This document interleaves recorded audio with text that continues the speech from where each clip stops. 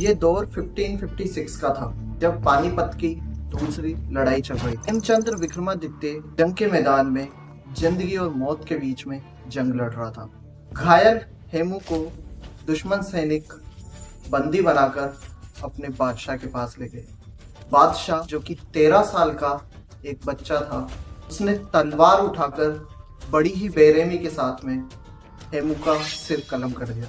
इसके बाद में बादशाह ने आदेश दिया कि हेमू के जितने भी सैनिक हैं पीछा करो और उनके सिर काट कर लाओ। इसके बाद में हेमचंद्र विक्रमादित्य की सेना के एक एक सैनिक को ढूंढ ढूंढ कर उनका सिर सर से अलग कर दिया गया। इन कटे हुए सिरों को इकट्ठा करके ईंट और पत्थर की मदद से एक टावर बना दिया गया। ये 13 साल का बच्चा, जिसने बड़ी ही बेरहमी के साथ में हेमचंद्र विक्रमादित्य का सिर कलम कर दिया था, वो और कोई नहीं, हमारे इतिहास के famous ruler Akbar the great थे। एक ऐसा किरदार जिसके बारे में शायद ही आपने कभी कुछ बुरा सुना हो। लेकिन क्या सच में अकबर महान राजा था? आज के वीडियो में हम इसी के बारे में पता करेंगे। अकबर का बचपन शिकार करने, वार टेक्टिक सीखने और लड़ाई करने में बीता। 9 साल की उम्र में उसे गजनी का गवर्नर बना दिया गया और महज 13 साल की उम्र में जब उसके पिता की मौत हो गई तो पूरे साम्राज्य का भार उसके कंधों पर आ गया। अकबर एक ऐसा राजा था जो सबको, सभी धर्मों को एक समान ट्रीट करता था, जिसने हिंदू राजाओं के सामने दोस्ती का हाथ बढ़ाया। एक ऐसा राजा जिसने बाबर के समय से चले आ रहे जजिया कर को समाप्त कर दिया, जिसने हिंदू राजकुमारियों से शादी करी ताकि वो दुनिया को सेकुलरिज्म का पाठ पढ़ा सके। लेकिन इन सब के पीछे एक अच्छे इंसान का दिल नहीं था, बल्कि एक शातिर राजा का दिमाग था। अकबर इस अच्छाई के नकाब के पीछे एक ऐसा सच छुपा रहा था जिसके बारे में न तो हमें मूवीज में बताया जाता है, न सीरीज में बताया जाता है, न किसी किताब में बताया जाता है। अकबर ये सभी चालें शतरंज के खेल की तरह अपने साम्राज्य को आगे बढ़ाने के लिए कर रहा था। इस खेल की शुरुआत 1556 की पानीपत की दूसरी लड़ाई से ही हो गई थी। उसको जीतने के बाद में अकबर ने चारों दिशाओं में अपने साम्राज्य को बढ़ाने के लिए कदम बढ़ाना चालू कर दिया। उसकी नजर नॉर्थ एंड सेंट्रल इंडिया पे कब्जा करने के बाद में पड़ी राजपूताना पर। धीरे धीरे करके उसने राजपूताना पर भी अपना कंट्रोल बढ़ाना चालू कर दिया और उसके बाद में बारी आई मेवाड़ की कैपिटल सिटी चित्तौड़गढ़ की। 4 महीने की बड़ी लड़ाई के बाद में अकबर के सैनिकों ने फोर्ट पर कब्जा कर ही दिया। ये देखकर सभी रानियों ने अपने आप को आग में झोंक कर मार दिया। इसके बाद में अकबर ने आदेश दिया कि चित्तौड़गढ़ के सभी लोगों को मार दिया जाए और इस मैसेकर में 30,000 लोगों की जान गई। सिर्फ यही नहीं, अकबर जो सभी धर्मों को एक समान ट्रीट करता था, वो कभी भी हिंदू धर्म को नीचा दिखाने में पीछे नहीं रहा है। वो मरे हुए हिंदुओं का वजन उनके जनों से तोलता था और इस मैसेकर में मारे गए 30,000 हिंदुओं का वजन 2,980 केजी था। इसके बाद में अकबर की सेना नगरकोट में स्थित एक मंदिर में घुस गई। उस मंदिर में जाके सभी पंडितों को मार दिया गया और इसके बाद में अकबर, जिसने गौ हत्या पर पाबंदी लगा दी थी, उसी के सैनिकों ने वहां की 200 गायों को तीर मारकर मार दिया। इसके बाद में उसके सैनिकों ने गायों के खून को अपने जूतों में भरकर मंदिर की छत और दीवारों पर फेंकना चालू कर दिया। इसके बाद में अकबर हिमाचल के ज्वालामुखी मंदिर में भी काफी टाइम तक वहां की ज्वाला को बुझाने में लगा रहा, लेकिन बार बार कोशिश करने के बाद में वो नाकामयाब रहा और उसके बाद में उसने ज्वाला देवी की शक्ति को स्वीकार करके वहां पर एक सोने की छतरी चढ़ाई। लेकिन देवी ने अकबर की ऑफरिंग को रिजेक्ट करके उस छतरी को दूसरे मेटल में बदल दिया। इसके बाद में अकबर ने खुद को गाजी डिक्लेयर करा, एक ऐसा टाइटल जिसका मतलब होता है नॉन मुस्लिम्स के खिलाफ लड़ने वाला एक मुस्लिम योद्धा।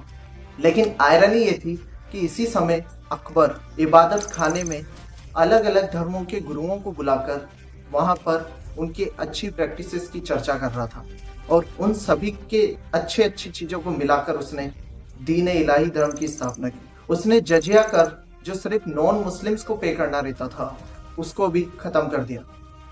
लेकिन जब अकबर असल में नॉन मुस्लिम्स के खिलाफ था, वो गैर मुसलमानों से नफरत करता था, तो फिर उसने अच्छाई का ये नाटक, सेकुलरिज्म का ये नाटक क्यों किया? इसका जवाब है 16th सेंचुरी में अकबर वो कर रहा था जिसे आज हम पब्लिसिटी स्टंट कहते हैं। ये सब अकबर अपनी प्रजा में अपना ओहदा बढ़ाने के लिए कर रहा था। इसके साथ ही जो राजपूत रानियों के साथ में अकबर ने शादियां की, वो भी किसी राजनीतिक सौदे से कम नहीं थी, जो वो हारे हुए राजाओं से उनकी राज्य के बदले करता था। यहाँ तक कि जो जोधा अकबर की कहानी हमें मूवीज में दिखाई जाती है, वो भी पूरी तरीके से झूठ है, क्योंकि जोधा नाम की कभी कोई रानी थी ही नहीं।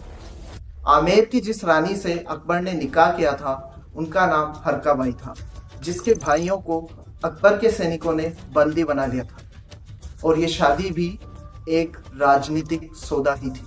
अकबर दूसरे राज्यों पर इसलिए भी हमला करता था क्योंकि वहां पर उन राजाओं को मारने के बाद में वो उनकी औरतों को अपने हरम में लेकर आता था।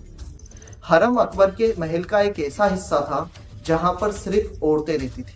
विल्सन स्मिथ, जिन्होंने अकबर द ग्रेट मोगल किताब लिखी है, उनका कहना है कि Akbar possessed an inordinate lust for women.